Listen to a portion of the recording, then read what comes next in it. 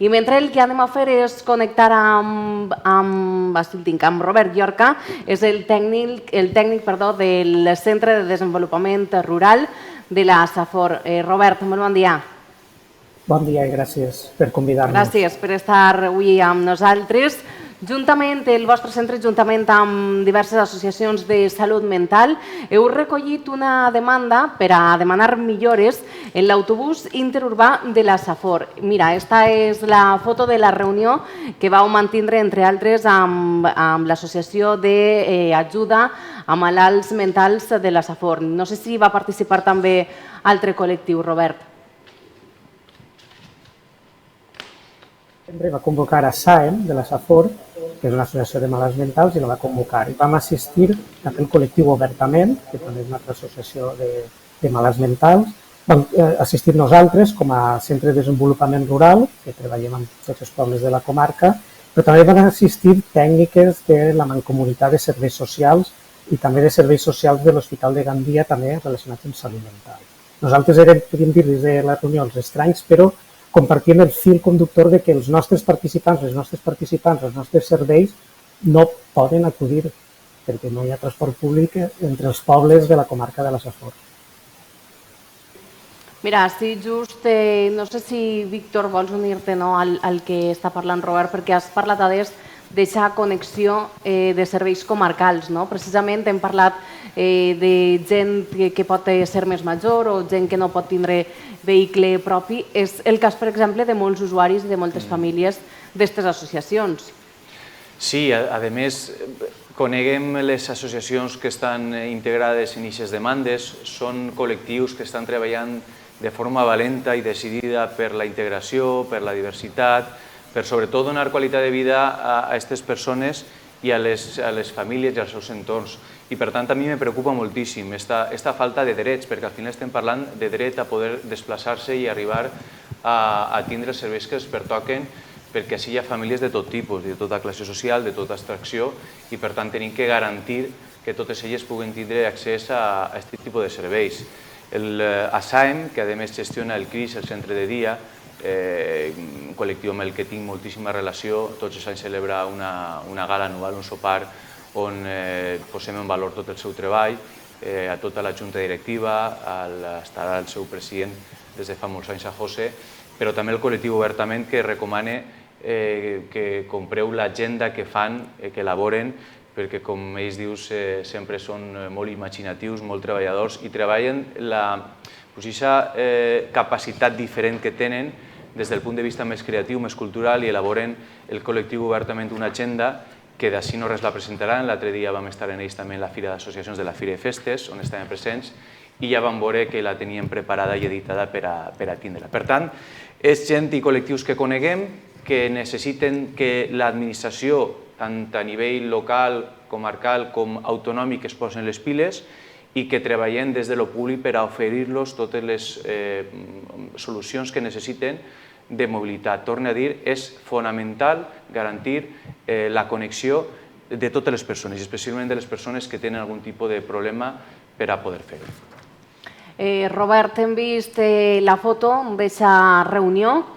A banda d'aquesta demanda d'ajuda, de millores, a quina conclusió s'ha arribat? Heu remès també una carta a conselleria, si no m'equivoque.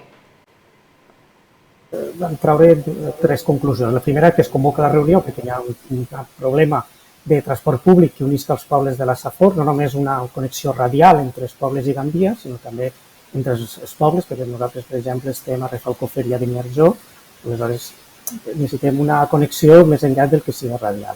Això és el primer punt que vam veure, que no existeix el transport públic i això impossibilita que les persones es puguen moure amb llibertat i puguen assistir a serveis o a fer tràmits o a l'oci o visitar amics, que no passaria res. El segon punt vam dir que això és una competència de la Conselleria de Mobilitat. Aleshores fem una carta, escrivim una carta demanant una reunió per explicar-nos nosaltres de primera mà quina és la problemàtica, en quina situació ens trobem. La comarca de la Safor, però segurament també que apareix, que a la tertúlia hi ha gent de la costera. Segurament és un problema que apareix a tot el País Valencià entre pobles i entre comarques. No existeix una connexió. I el segon punt era, li hem demanat a veure si des de la Mancomunitat ens poden explicar què s'ha fet fins ara en transport públic comarcal. És important, és a dir, no començar-nos... Jo sé que això no és un tema nou, no és un tema que comença de zero, a nosaltres ens agradaria saber també què s'ha fet fins ara i en quin punt està. Jo crec que la Mancomunitat, que no té la competència, però sí que ha fet gestions, es pot explicar també què s'ha fet i en quin punt estem. Si estem en un punt mort, aleshores hem de començar de zero, on hi ha passos ja avançats, i aleshores nosaltres també podem participar, deixar pressió o deixar demanda de que els ciutadans, les persones de la comarca, estan inconnectades. Inconnectades en serveis, inconnectades també entre persones. No podem visitar els familiars, no podem visitar els amics. Per exemple, avui fem nosaltres un acte a Rafelcofer. Les persones que no tenen vehicle propi, com venen? A peu. A peu poden venir d'Almoines, de Beniarjó, com a molt. És una problemàtica que existeix a tota la comarca. Com molt bé diria Víctor, nosaltres tenim assenyalats un poquet quines persones queden excloses, sobretot, com ha dit, famílies en risc d'exclusió social, que no poden tindre vehicle propi, persones migrants, que tampoc poden tindre vehicle propi, joves i persones majors. Sobretot són els col·lectius més damnificats d'aquesta situació. I la solució no és tindre vehicle propi, perquè si no anem en contra de tot el que és l'Agenda 2030 i tot el que són els ODS, que parla de reduir les desigualtats, però a més de crear pobles sostenibles. La solució no és que cada un tingui el seu cotxe, és tindre una xarxa digna i eficient de transport públic. Robert, doncs moltes gràcies per estar avui amb nosaltres, per portar hacia la televisió comarcal esta problemàtica i esta demanda de millores. Víctor, no sé si per a concloure la connexió vols dirigir-te a Robert. No, agrair la tasca que fan perquè té tota la raó. Hi ha coses que són molt paradògiques, és quan parlem de la connexió dels pobles, parlàvem abans en l'entrevista, en Gandia, però també en la resta de pobles per a fer aquesta malla territorial de transport públic, per a que la gent pugui ser ciutadana exactament en les mateixes condicions d'aquell que té un cotxe privat del que no el té, i ja per no entrar en la qüestió de l'emergència climàtica i de l'intentar aprofundir en mitjans de transport públic i no tant de vehicle privat. Però, clar, és contraproduent, paradògic, i a mi me sembla una burla, quan per part de la consellera responsable, que és la Conselleria de Mobilitat, per tal d'intentar tapar vergonyes, en aquest cas d'altra administració, com és el Ministeri, amb la situació de les rodalies, es posen autobusos de Gandia a València per a suplir la falta de gestió en les rodalies, concretament en la línia C1 de Gandia a València, i en canvi, en allò que sí que és competència de la Conselleria de Mobilitat, com treure d'una vegada per totes la licitació i l'adjudicació d'aquestes línies d'autobús comarcal, això no se fa, no?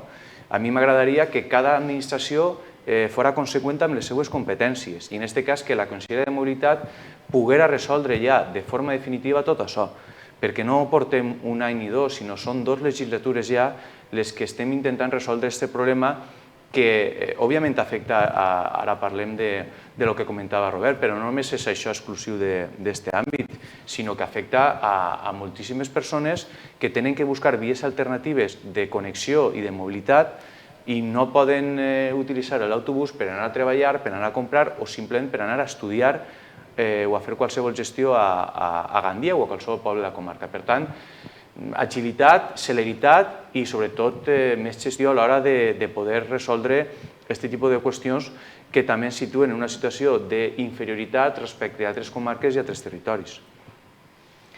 Robert, no sé si està encara a l'altre costat, Maribal. Sí, m'agradaria afegir una cara B. Ara el govern, i el govern, una proposta molt positiva, ha sigut de fer el transport públic gratuït, sobretot rodalies i mitjana distància.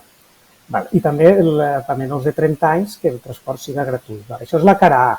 La cara B és que no pot ser mai gratuït en els pobles nostres perquè no tenim transport públic.